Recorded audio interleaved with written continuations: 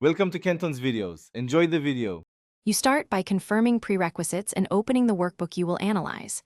Make sure your Excel is 2016 or later. Older versions need compatible add-ins. Once done, enable the Developer tab for quicker access and then go to File, Options, Add-ins.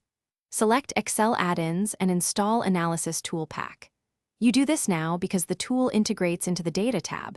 Without it, you cannot run regressions or descriptive stats. This short setup saves time when you reach the actual analysis steps.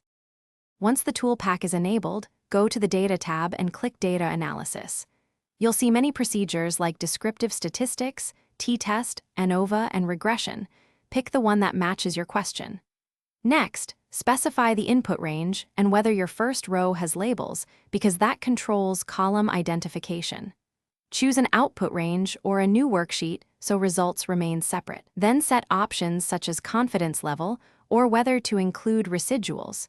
These choices affect interpretation and run the selected procedure and review the generated tables immediately.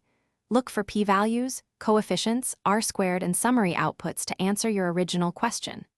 Once you have numbers, create supporting charts, scatter plots with trend lines for relationships or histograms for distribution to visualize findings.